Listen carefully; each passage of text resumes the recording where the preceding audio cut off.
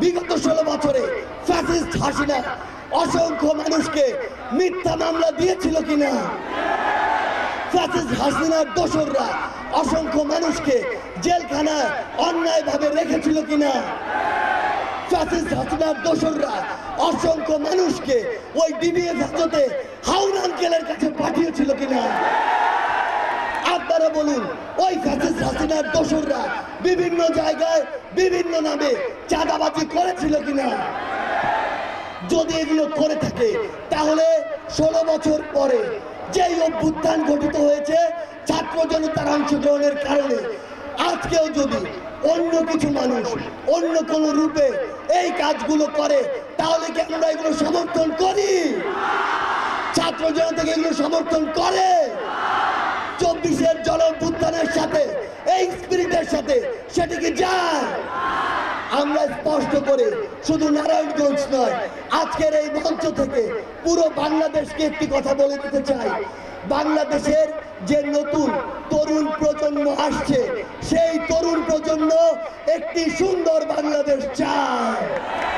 আমাদের স্বপ্ন হচ্ছে আগামীর বাংলাদেশ নিয়ে, আর আগামীর বাংলাদেশের নেতৃত্ব দিবে আজকের যারা তরুণ সমাজ তারাই। সেই জায়গা থেকে তরুণ সমাজকে স্পষ্ট করে একটি কথা বলতে চাই, আমরা যখন সময়ের প্রয়োজন হবে তখন রাজপথে নামব। যখন সময়ের প্রয়োজন হবে আমরা রাজপথে স্লোগান দিব। যখন সময়ের প্রয়োজন হবে মা বাবাকে বলে জীবন বাজি রেখে রাস্তায় নেমে পড়ব। যখন প্রয়োজন হবে ফ্যাসিস্ট শেখ হাসিনার মতো যে কোনো ফ্যাসিস্টের রাজপথ থেকে দেশ ছাড়া করব।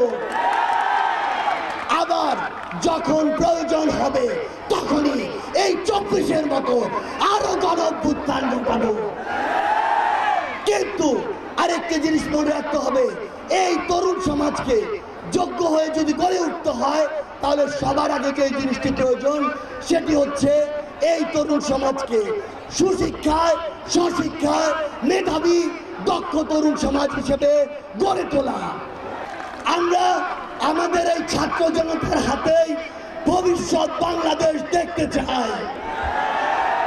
আমরা দেখতে চাই আজকে আমাদের সামনে যারা দাঁড়িয়ে রয়েছে তারা আজকে থেকে 20 বছর পরে সংসদের এক একজন এমপি হবে, মন্ত্রী হবে, এমনকি এই নারায়ণগঞ্জ থেকে প্রধানমন্ত্রী হবে। আমরা আপনাদেরকে আমাদের জায়গা থেকে স্পষ্ট করে বলে দিতে চাই, আমাদের এই তরুণ প্রজন্মের একটি অংশকে কিছু কিছু মানুষ নিজের স্বার্থে ব্যবহার করার জন্য তাদেরকে বিভিন্ন নামে নামাঙ্কিত করছে। যেমন একটি নাম হচ্ছে কিশোর গ্যাং। আমরা আমাদের জায়গা থেকে আপনাদেরকে স্পষ্ট করে বলি, আমাদের যে ভাইদেরকে কিশোর গ্যাং বলে অভিহিত করা হয় তারা তো কিশোর, তাদের তো অভিজ্ঞতায় জ্ঞানে কিংবা চিন্তায় সীমাবদ্ধতা রয়েছে বা থাকতে পারে, কিন্তু যাদেরকে বা যারা তাদেরকে ব্যবহার করছে তাদের তো উদ্দেশ্য স্পষ্ট, তারা আমার এই ছোট ভাই বোনদেরকে লাঠিয়াল বাহিনী হিসেবে ব্যবহার করতে চায়।